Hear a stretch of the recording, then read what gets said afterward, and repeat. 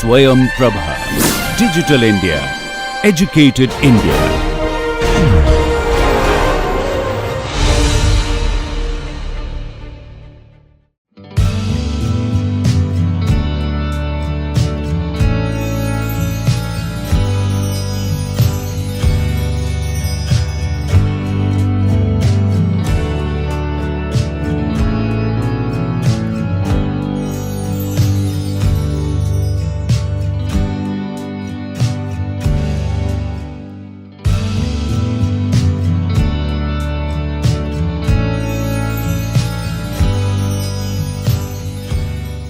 Hello everyone, this is Dr. Vishal Trivedi from Department of Biosciences and Bioengineering, IIT Guwahati. And what we have discussed so far, we have discussed about the overexpression of the recombinant factors within the host cells. We have in the previous modules, we have also discussed about many properties of the host as well as the plasmids and all other kind of molecular biology protocols. And now in the previous module, we have discussed about how to overexpress these factors into the host cells, and then subsequently we also discussed about how to purify them using the different chromatography techniques. And now in today's lecture, we are going to discuss about how to characterize the product which you are going to get from the host cells.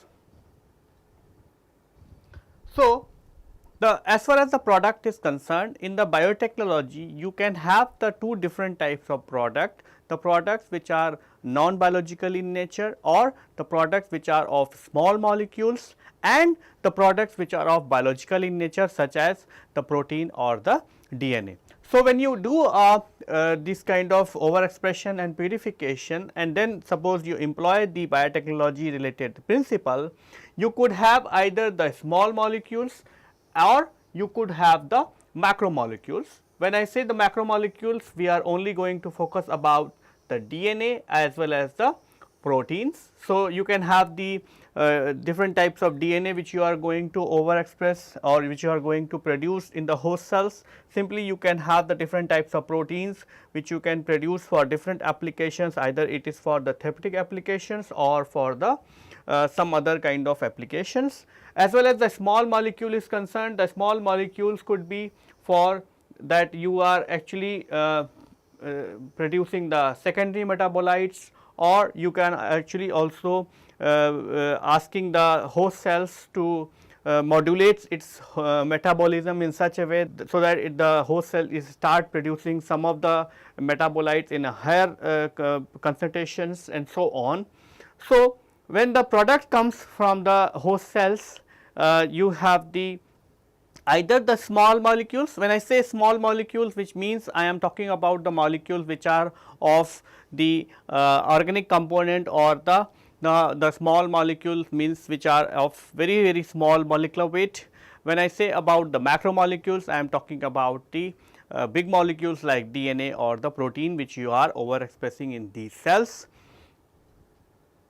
Now, whether you suppose whether you take an example of benzene, which is of a molecular weight of 78.11, the product characterization is a very critical as well as the important component of the development of a product using the biotechnology related principles.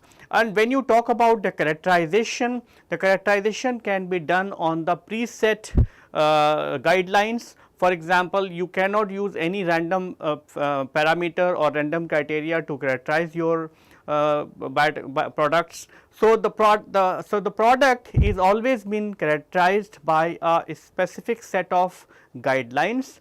And when you say about the product, whether it is the small molecule or the macromolecules, you have the different properties which you can be used for characterization, as well as which can be used very confidently to say that the product what you are developing or whatever you have purified from the host cells are of the good quality.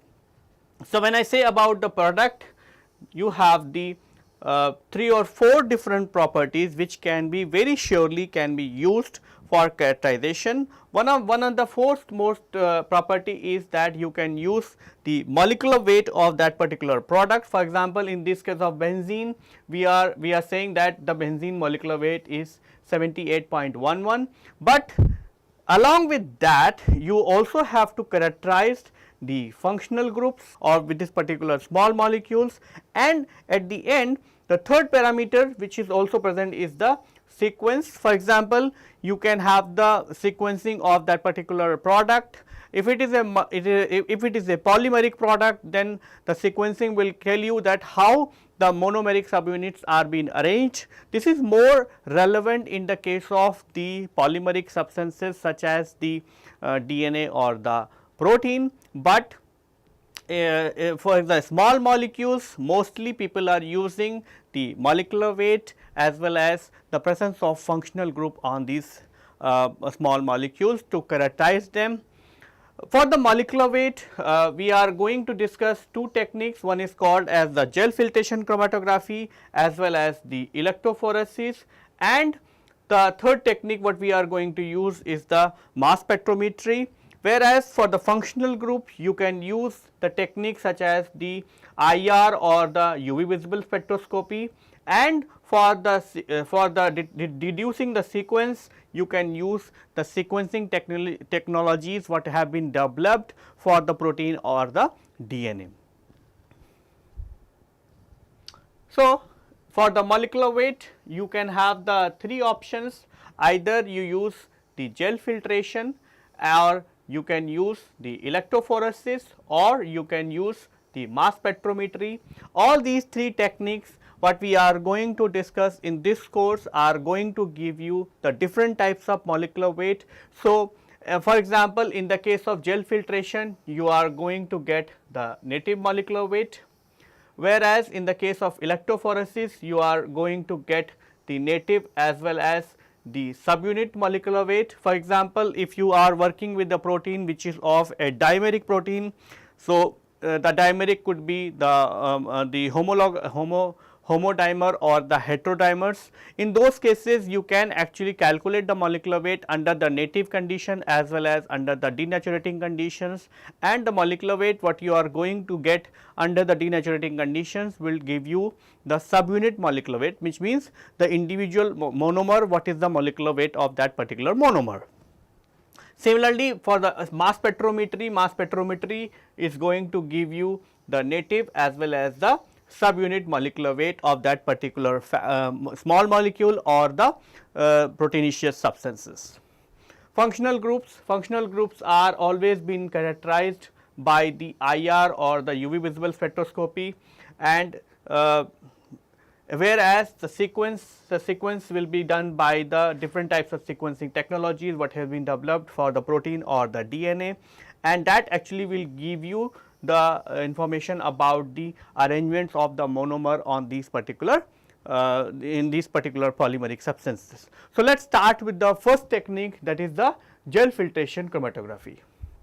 If you remember, we have already discussed in detail about the gel filtration chromatography, how the gel filtration chromatography is allowing you to purify the substances and what is the basic principle of chromatography. So, we are not going to discuss all those details now. What we are going to tell you that how the gel filtration chromatography can be used to determine the molecular weight of the purified substances.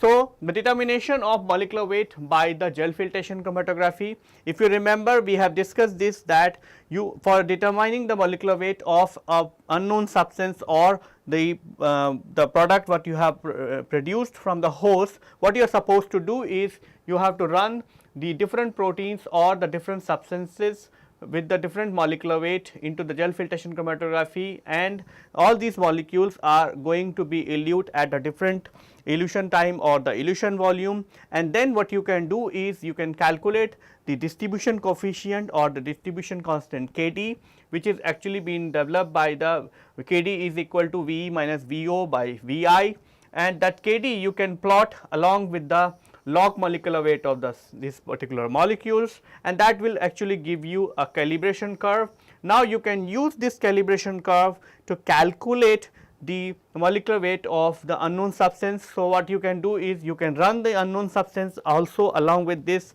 into this under the identical conditions, and you can calculate the distribution coefficient or the KD for the unknown unknown sample or the sample which you are interested to know the molecular weight, and then you can use this calibration curve to calculate the molecular weight.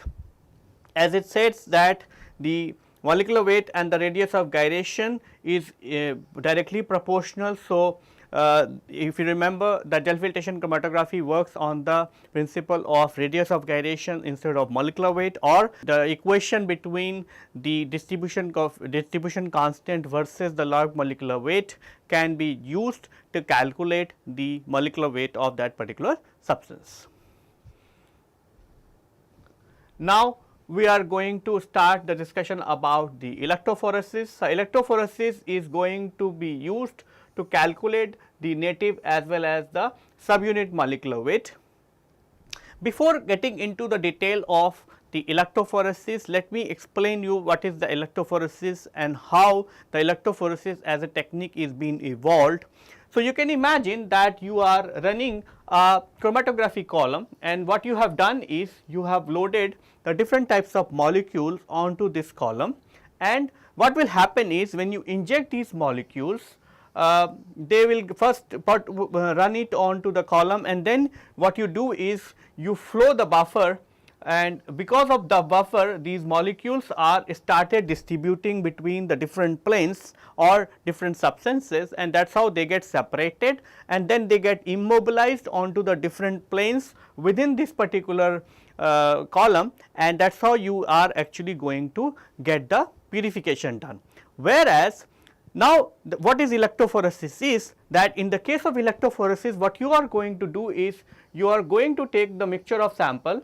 What you are going to do is you can elute, you can inject them onto the solid support, and then instead of running the buffer, what you are going to do is you are going to put the current, and because you put the current in the with the help of the electrodes, what will happen is these molecules which are already being charged, they will going to start migrating to their opposite electrodes, and as a result the instead of buffer you are using the electricity as the or the current as the force to run the sample within this particular matrix, and at the end what will happen is the molecules are going to be immobilized, where they are going to have the net charge, and ultimately it is going to be resolved as just like as we are doing in the chromatography.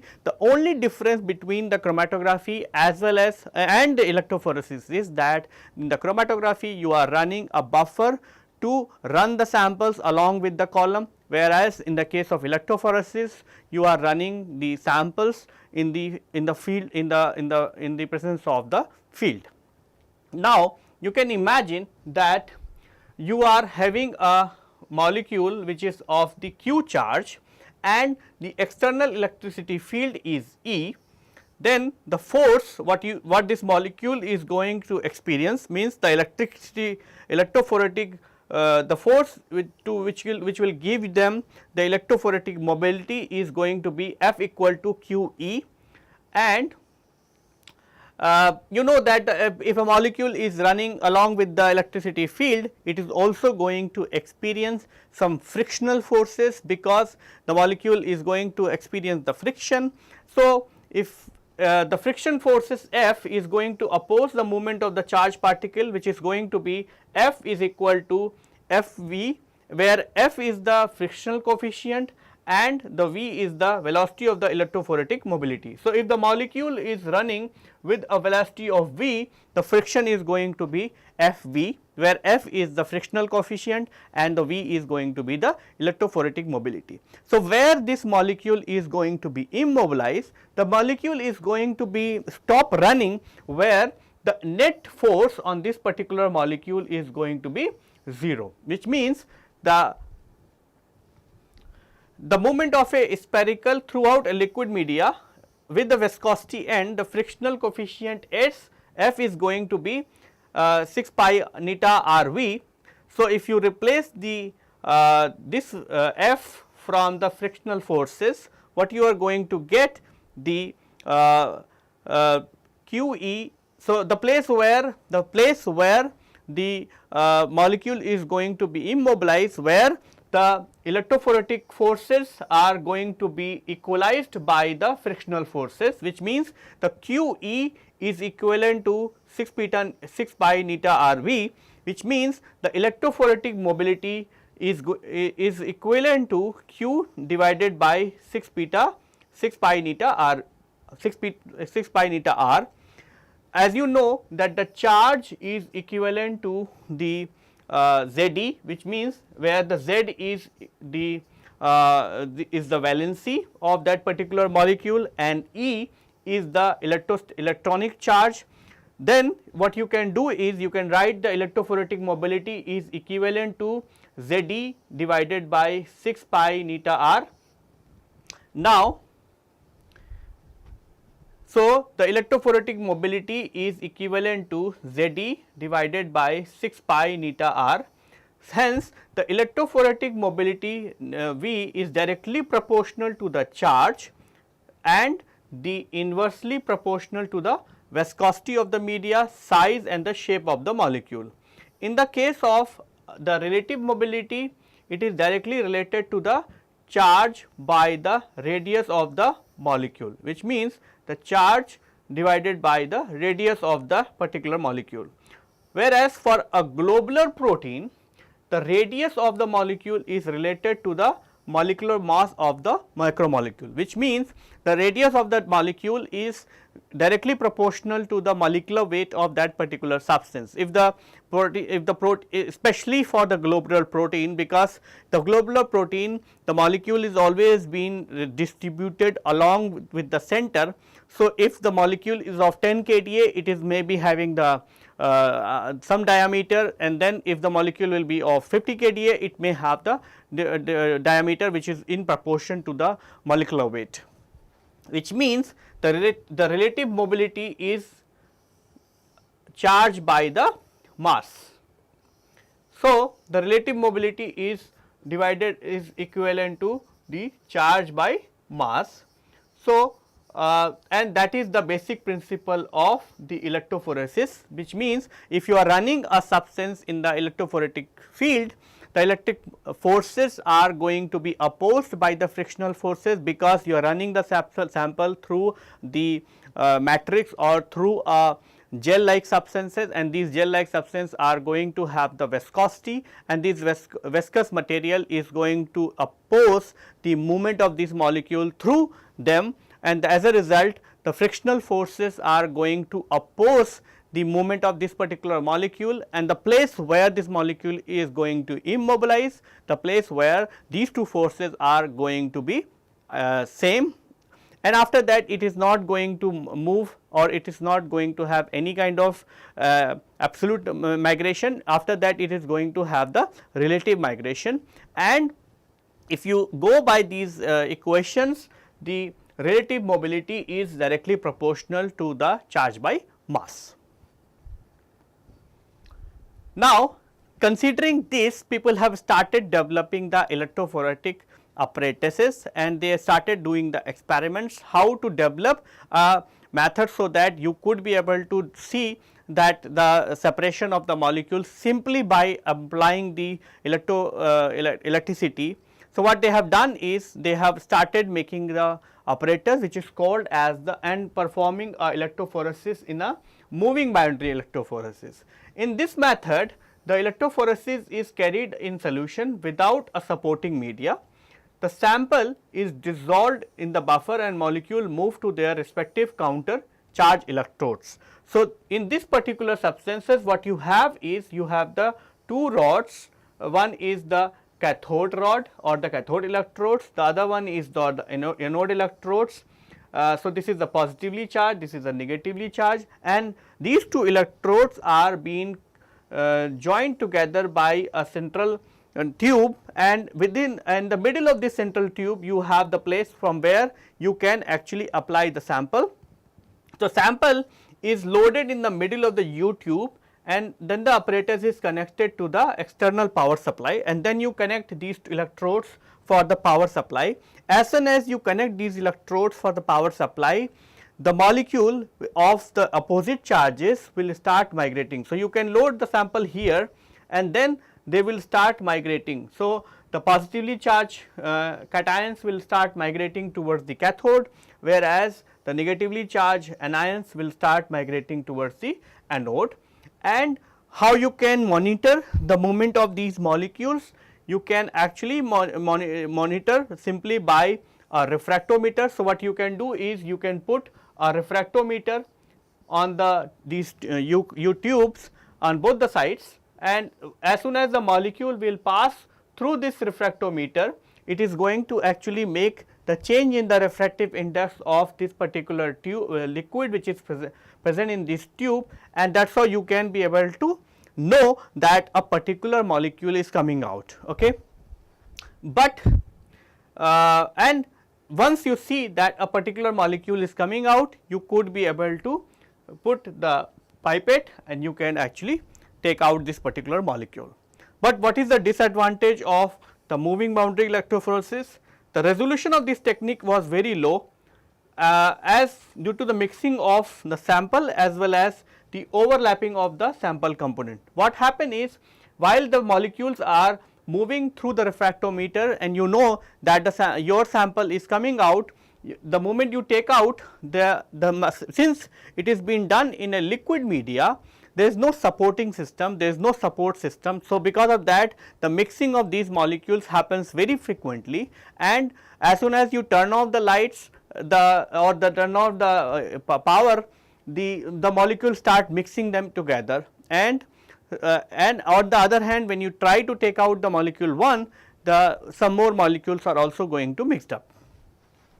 The electrophoretic technique is not good to separate and analyze the complex biological samples. Instead, it can be used to study the behavior of a molecule in a electric field. So, this moving boundary electrophoresis was good simply for studying the behavior of the molecules, which means how these molecules are going to behave in the electric field, that you can only study, but you cannot analyze the complex biological sample, because the complex biological sample are going to have the substances of different molecular weight, and they cannot be separated by this moving boundary electrophoresis system.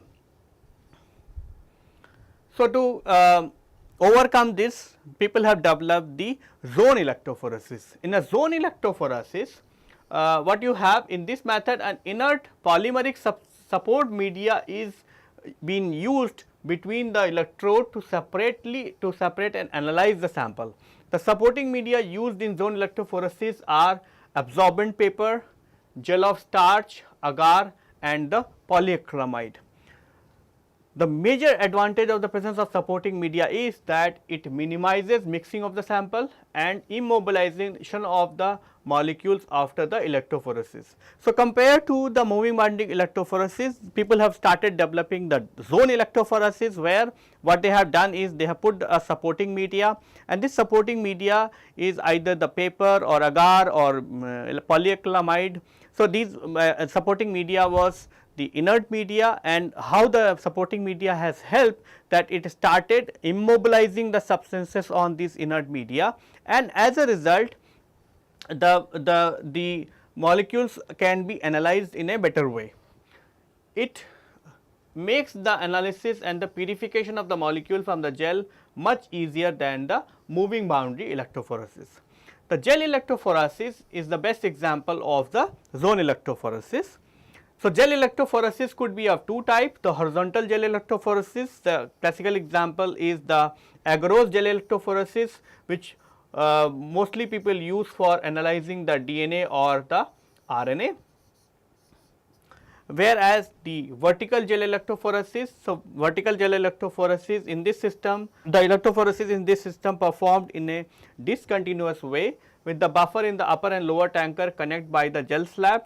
It has the multiple modification in the running condition to answer the multiple analytical questions. So, we are going to start with the vertical gel electrophoresis. Vertical gel electrophoresis has multiple components such as the gel cassette, you have the electrode chamber, you have the power pack or the power supply unit. The purpose of the power supply unit is that it will allow to supply the current of the positive or the negative charges. Then you have the tank, and then you have the comb to prepare the wells, and you also have the gel cassette, so that you can be able to cast the gel of your choice.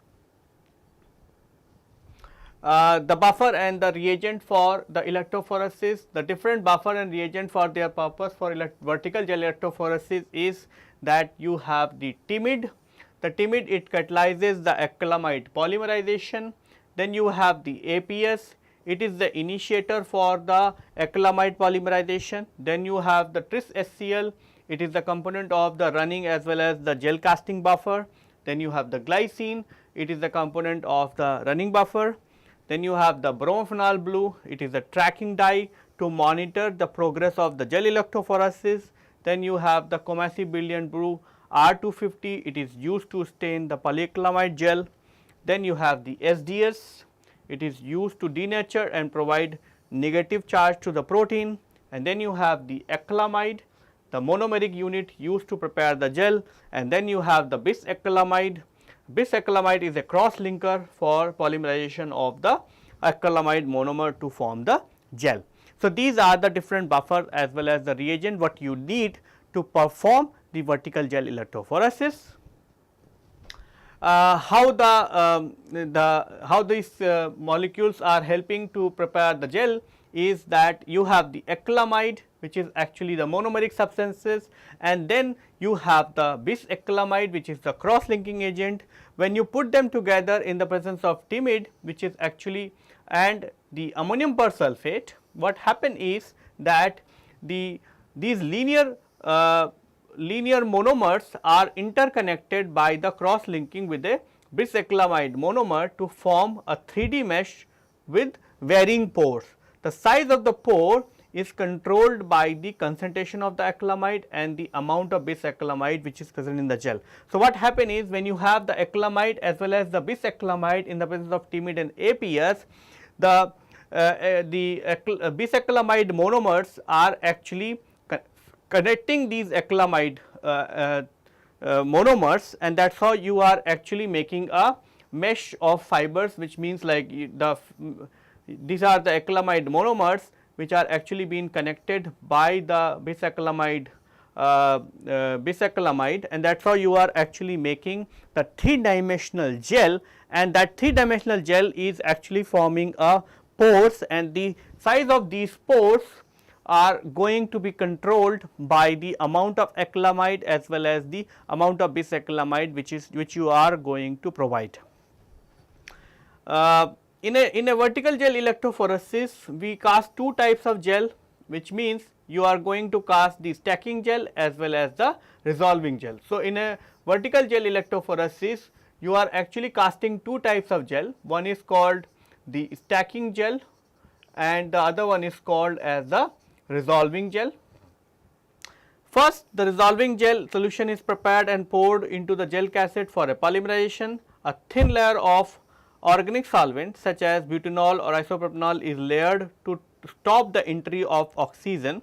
So, when you polymerize the resolving gel, you actually overlay a small solution of the butanol or the isopropanol. That is actually to stop the entry of oxygen, because the polymerization by using the acrylamide as well as the bisacrylamide is a free radical mediated reaction.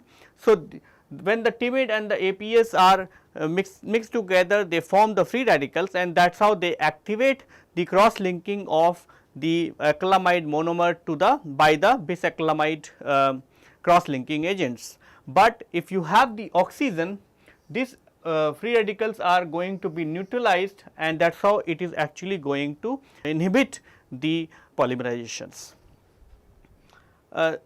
oxygen neutralizes the free radicals and slow down the polymerization and make the top layer smooth.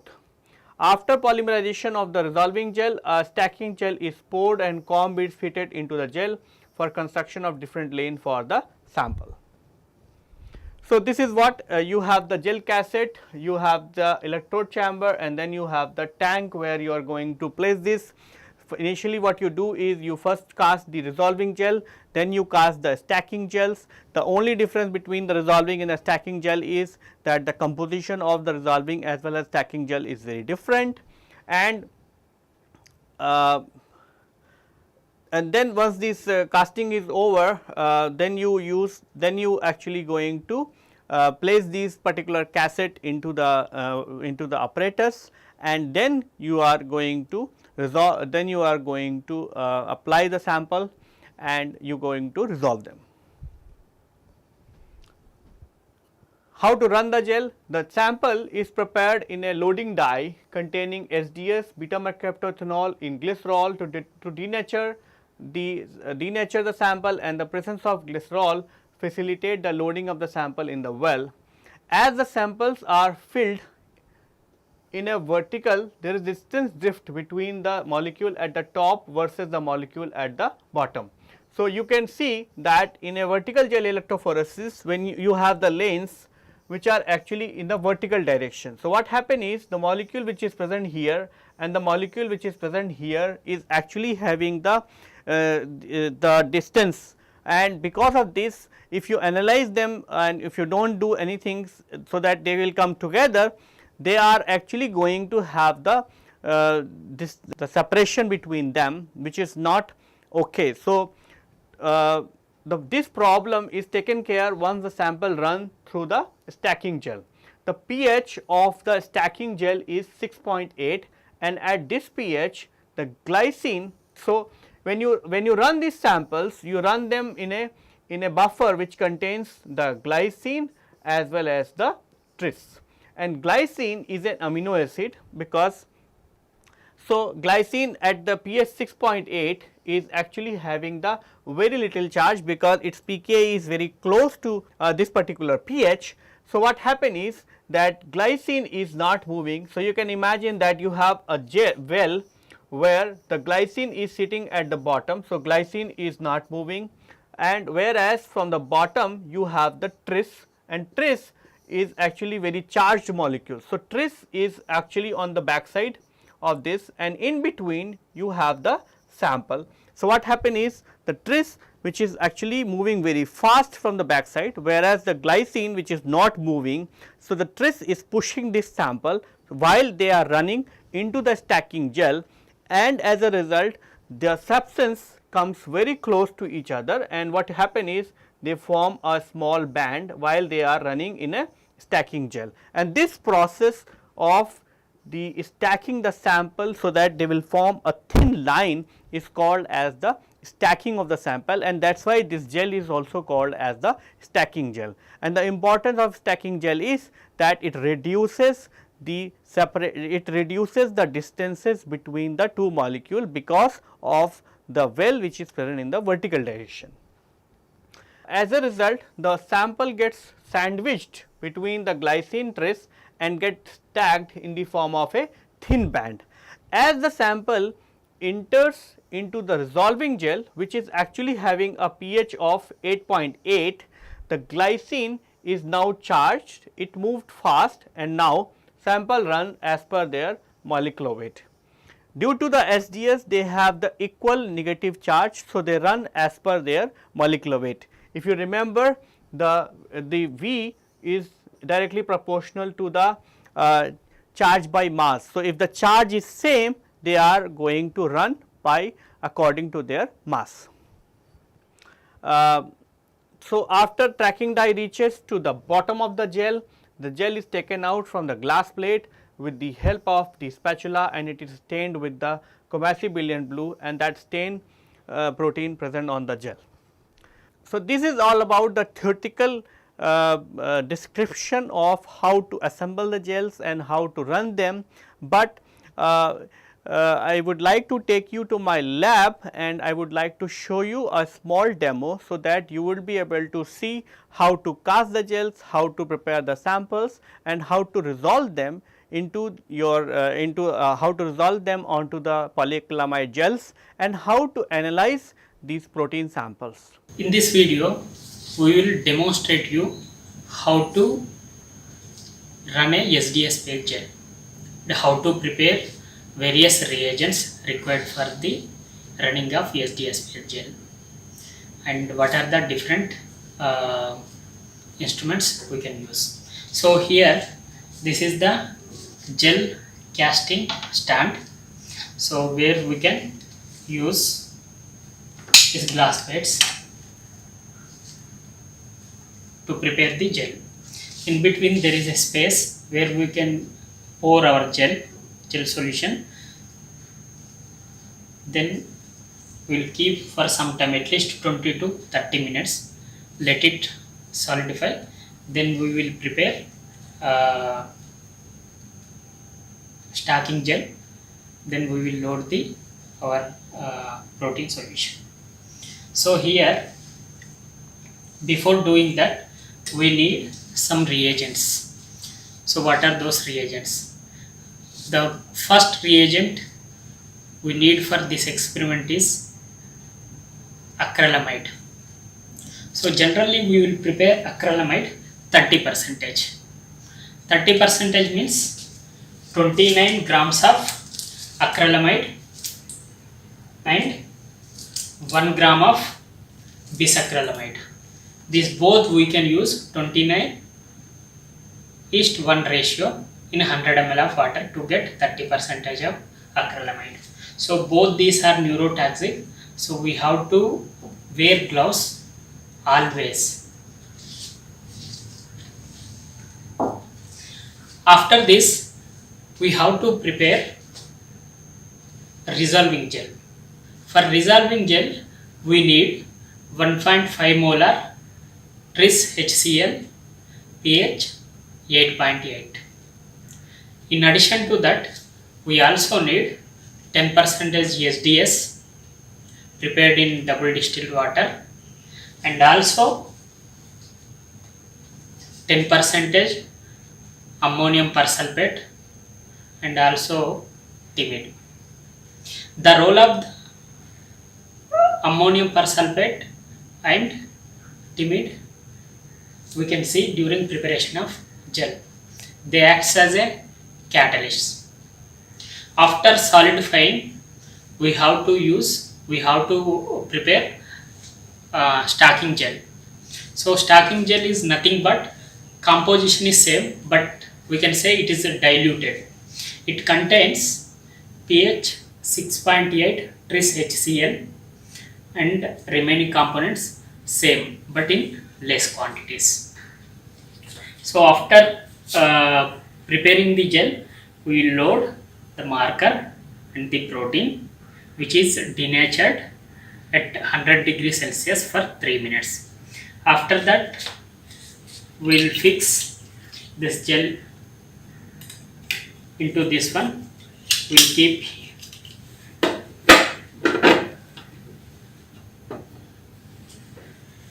keep in this reservoir, then we will connect to the power pack and run the gel. So this is the overall introduction of how to prepare a SDS based gel. So let's start the preparing gel. We will learn more things while preparing the gel. Before preparing the resolving gel, we have to prepare the casting, set up the casting gel. So this is the glass plates. This is very thin one. So this is the main glass plate. This is 1.5 mm glass plate. It is available in 1 mm glass plates also. If your loading solution is less, like you want to load only 20 microliter, 30 microliter, then 1 mm gel is good enough. But if you have extended volumes like 70 microliter, you can use 1.5 mm gel. You have to arrange like this, short plates on this plate, and the bottoms should be equal. Then we have to put in this one, this tray.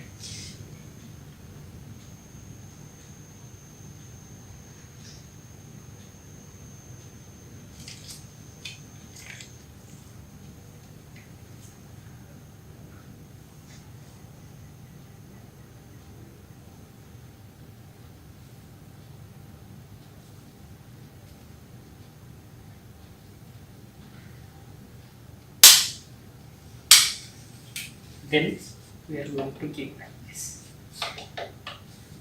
So we have to check if we perfectly set up this one, then there should not be any leakage. But if there is any leakage, your resolving gel may leak out and you will get nothing. So in that case, we have to check it prior to pouring the gel, so whether it is okay or not. So I am going to use milky water. So just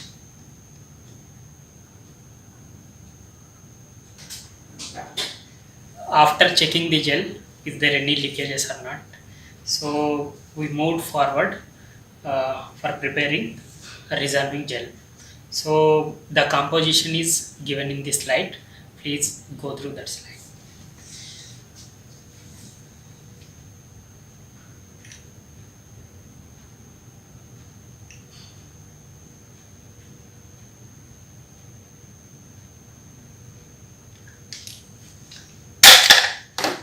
This is just water.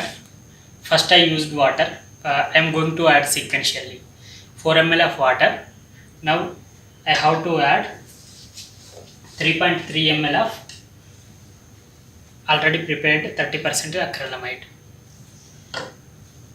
Already in introduction I explained how much percentage we have to prepare and how much quantities of acrylamide and bisacrylamide need to take. So here we have to add 3.3 ml of acrylamide solution, 30%.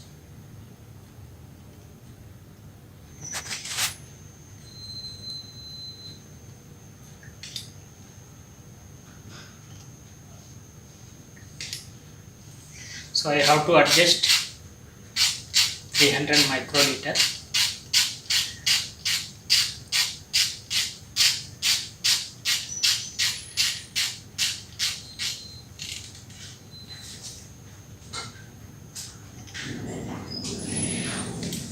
The next component is 1.5 molar tris pH 8.8. We have to add 2.5 ml.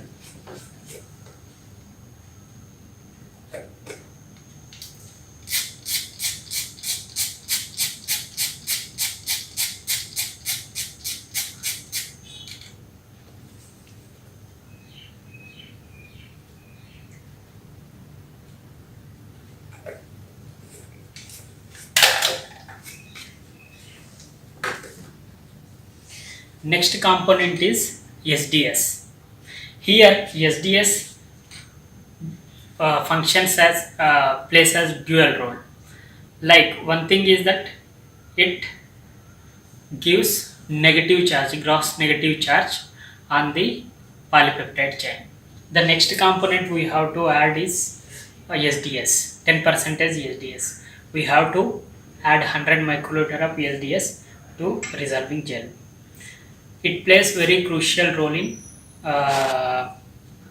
polyacrylamide gel electrophoresis. Like it imparts negative charge on the polypeptide chain, so that despite of their charge, they will move based on the molecular weight. So I am going to add SDS.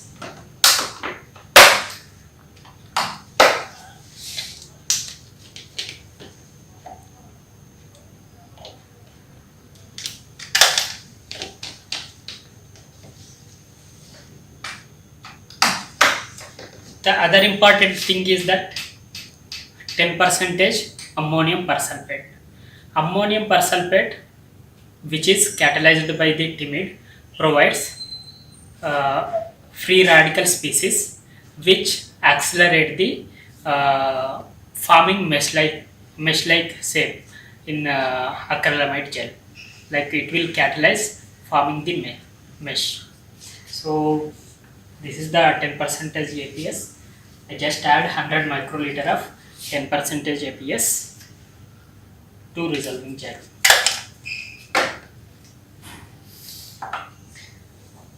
In final step, we have to add timid.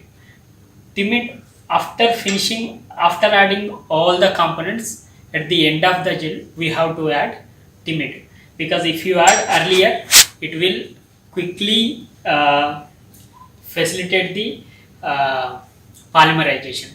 So you cannot take out with the pipette. So it completely solidifies.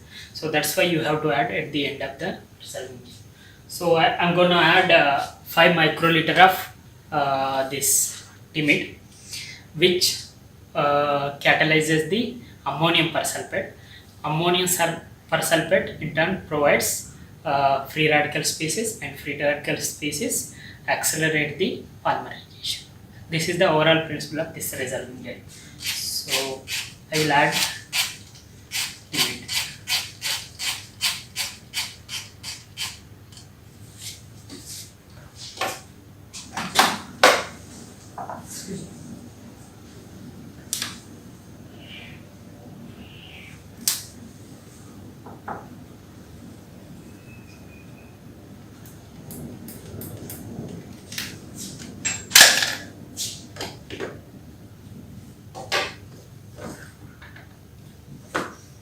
We have to mix properly.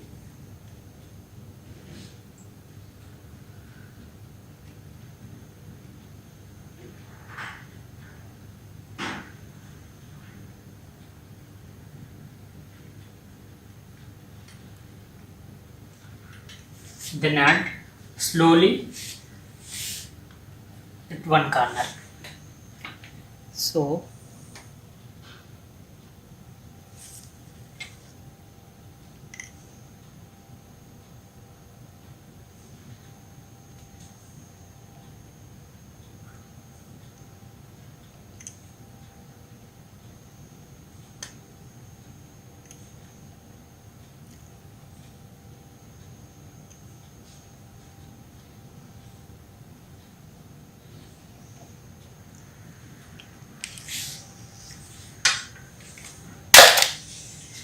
So after this, we have to overlay with, on the top layer, we have to overlay with some solvent like 2-butanol or isopropanol or with water. So why we are doing this? Because if the gel is exposed to air, then the oxygen from the air will interfere in the polymerization of the gel. So we have to add either water or 2-butanol for this purpose. Now we have to check whether it is solidified or not. So it is solidified. Now we have to remove the overlay layer. Like we have used water, so no need to remove. If you are using isopropanol or butanol, you have to remove that and wash with the milky water.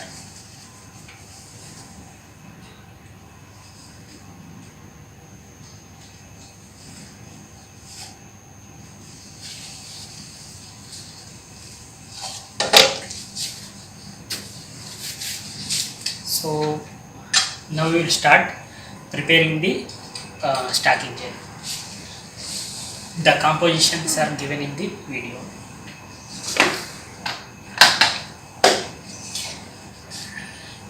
You have to add 3.4 ml of water first.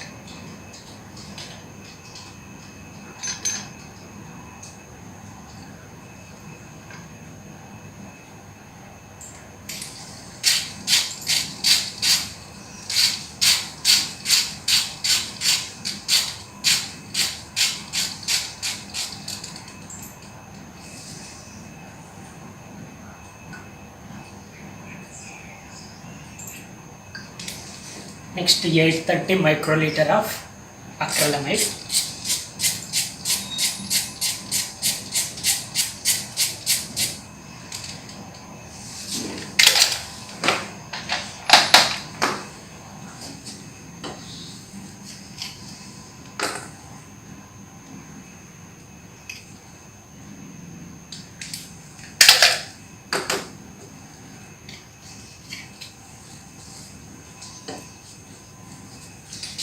630 microliter of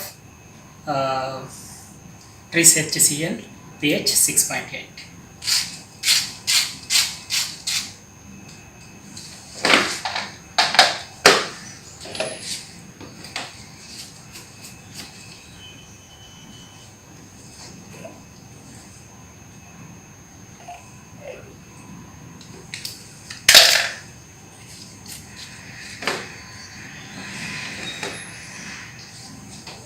$50 microliter of timid and 50 microliter of SDS we have to add. At the end we have to add 5 microliter of timid.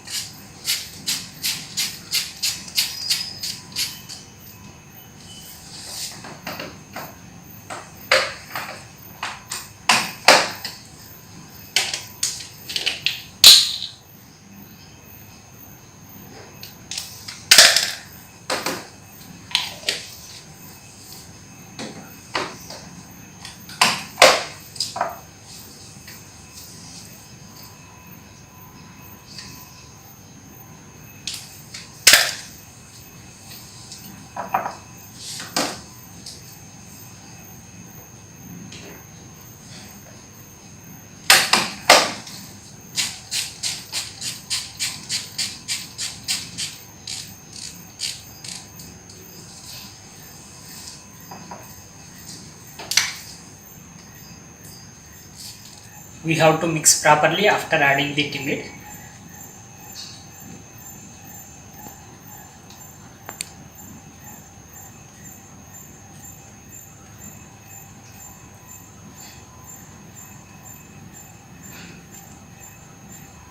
Then you just add at one corner.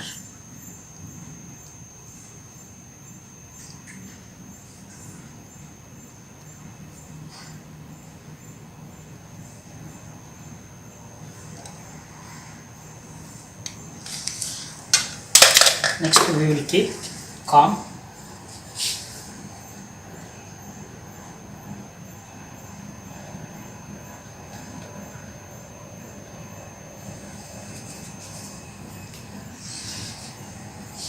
Now we will wait until the gel got solidified, then we will shift to the buffer tank and then we will run the gel. While the stacking gel is solidifying, we have to prepare sample for loading in SDS plain gel. So for that we have to prepare loading die 10x or 6x loading die. It mainly contains 250 millimolar tris pH 6.8, 30% glycerol, 10% SDS and 0.05% of bromophenol blue.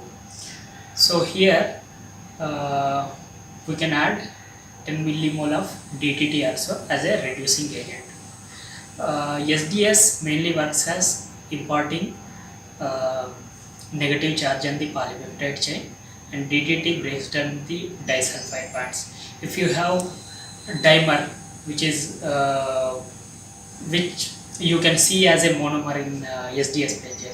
Suppose you have 20 kDa, that means 40 kDa protein, which is a dimer actually. You can see only 20 kDa band corresponding to that protein, because DTT breaks down the disulfide bond and you can see only single band. If you want to see actual molecular weight, you have to run it on native phase where there is no reducing agent or no detergent. The other thing is glycerol. While loading the gel, since the protein solution is not that much dense, it may come out from well. So in order to prevent this thing, we have to load with the denser solution like glycerol. So 30 to 50% glycerol is sufficient for keeping the protein solution intact in the bottom of the well. So other thing, bromophenol blue. Bromophenol blue we use for just tracking the how much gel completed. So this is the loading time. So we have to take the protein solution. Here we already prepared the 10% of loading die. So that means this is 10x loading die. We have to prepare 1x to mix with the protein solution. So this is 100 ml of solution, which loading solution. We mix 10 microliter of loading die to this protein solution.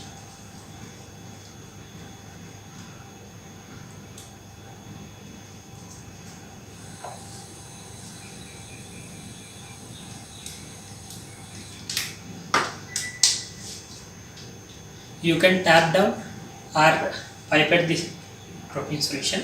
Then we have to heat it for 3 minutes at 100 degrees Celsius, so that all the polypeptide chains, dimers are, if any multimers are present, they will break down and we can see nice band.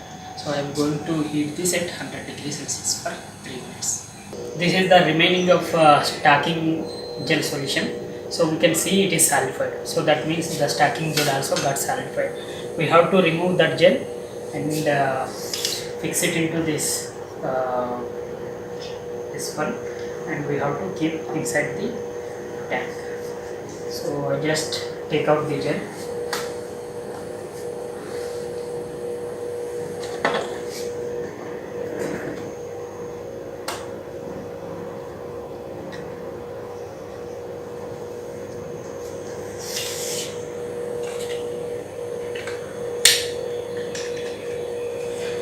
So inside this tank we only have this side one. You have to cover other side also. So for that we use a dummy plate.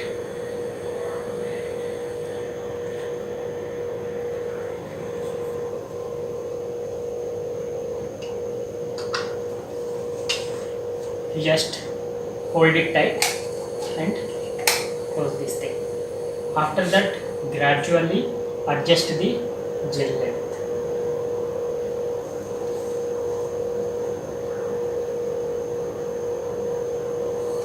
So just we have to fix like this.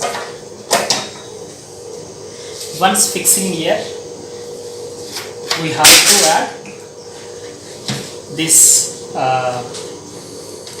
running buffer.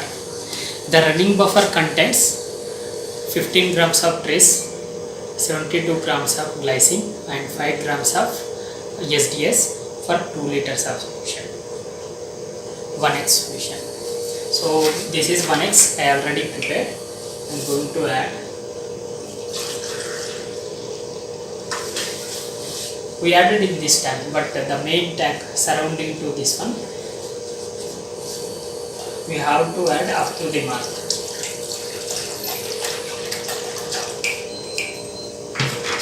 So for reference, you can see here,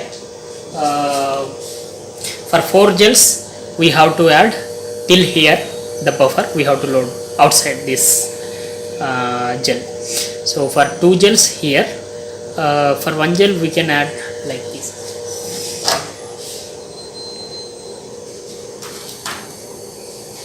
This is the power pack where we can adjust the how many volts we want to run. The protein samples are ready. We heated sufficient time. Now we have to load this. So we have to remove the comb carefully.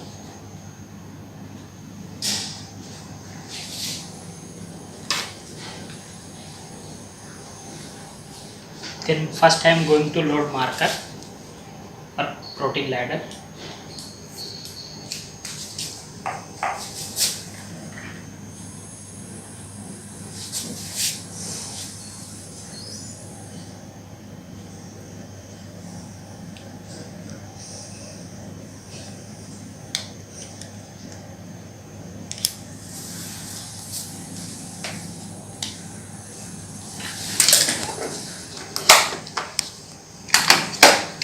Next I will load sample.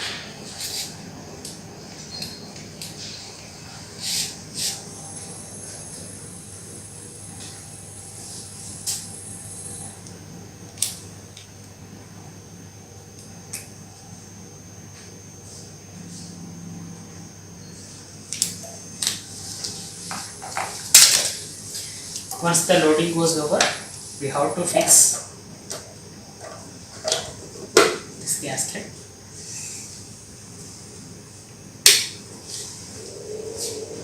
I am going to set it at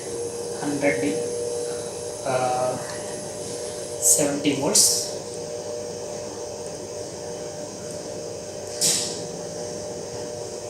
As we can see, it is almost over.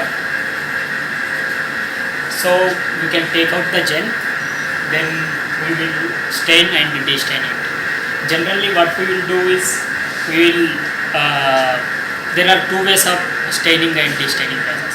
One is we can do quick staining, like we have to heat it with the staining solution which contains Kumasi brilliant blue and along with methanol and water. So then we will try to de-stain with the water by heating. But in another way, the simplest way is we will just stain the gel for 2 hours, then we will de-stain overnight. So I am going to show the simplest way. First we will stain in Kumasi brilliant blue staining solution, then we will de-stain in methanol water containing sample. So I am going to start the gel run, then I will remove it. I will show you how to remove the gel.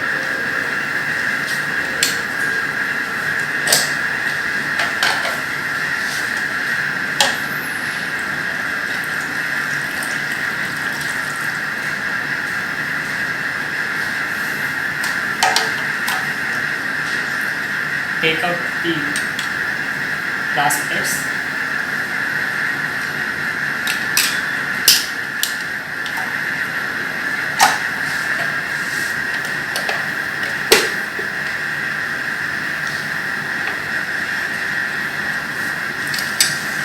Here we have to be very careful while taking out gel, otherwise the sharp plates may break.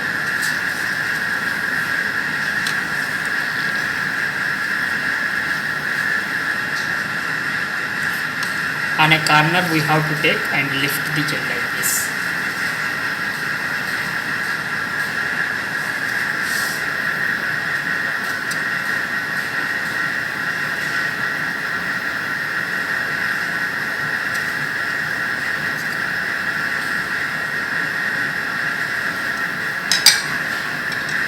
I will keep the gel in a staining box,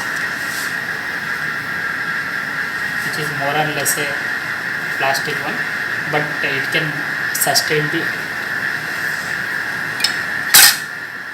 So then I am going to add staining solution.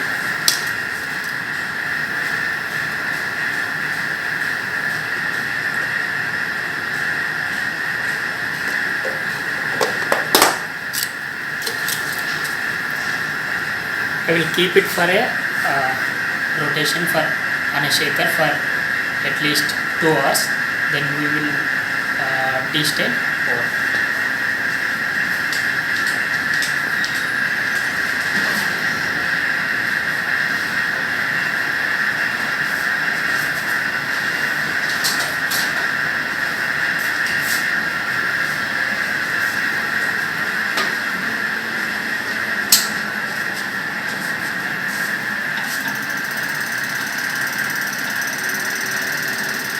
So once the time is over, after 2 hours, we will de-stain this solution.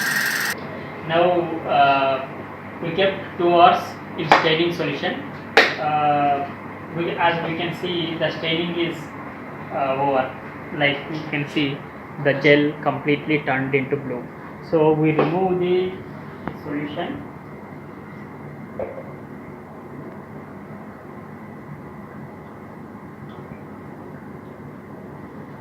Then I am going to add de-staining solution.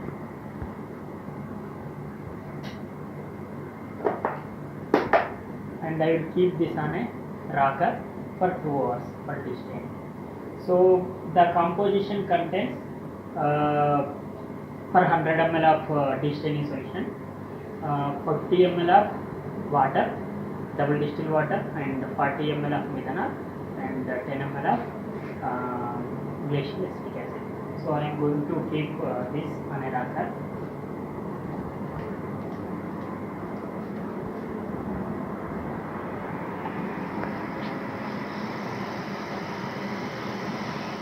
We have run the gel and stained and de-stained. Now we will capture the gel image. So we can see manually also, but for record purpose we have to capture it through gel dark. So this is the gel dark imaging system from Biorad. So I will show you how to capture the images.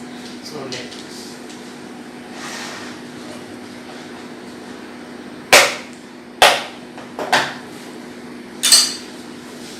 So here we will use white tray.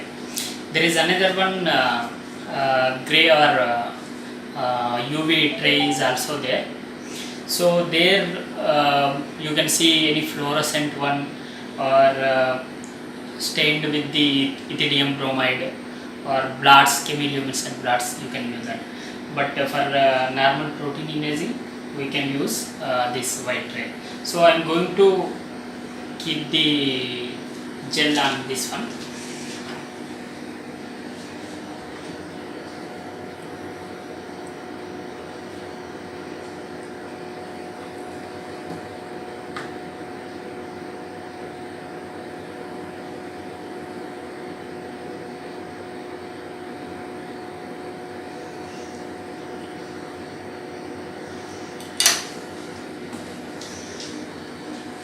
So we have to open properly. This is very important step. You have to align the tray in a proper way. So otherwise it will show error. So once it is over, you just push it back. So we have to log on to account. So this is SDS page gel. You can select the application whatever you want. So here nucleic acids, protein gels, blots, three different categories are there. So we are observing here protein gels. Protein gels stained with the Kumasi blue or white tray. We are using white tray, so this is the right tray. You can use Kumasi blue stained one gray tray also, but we are using white tray, so we will use Kumasi blue. So auto optimal, then I will ask for capture.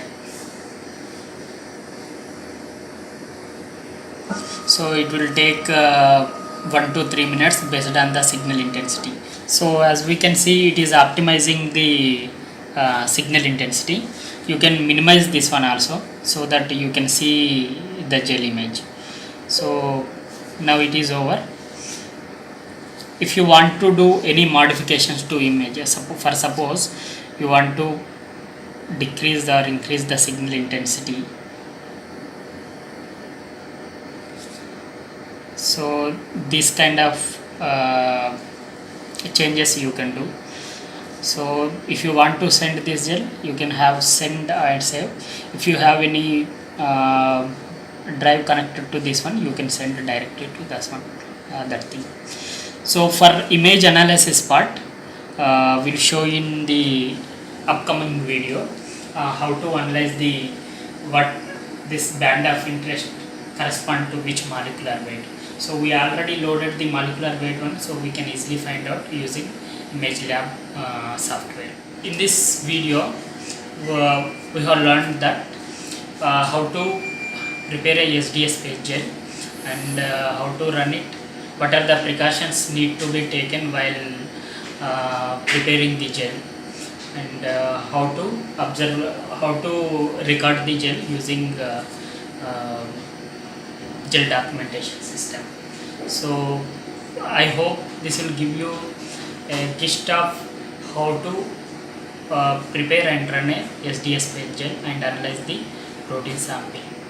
So in this particular demo, the Banish and my lab students have discussed about how to run the SDS page, how to prepare the gels, how to cast the gels, and how to run the gel and analyze the samples, and at the end they have also discussed what are the different precautions you should take while you are running the protein onto the polyacrylamide gels. And I hope these videos or the demo would be beneficial for you to advance your work. Thank you.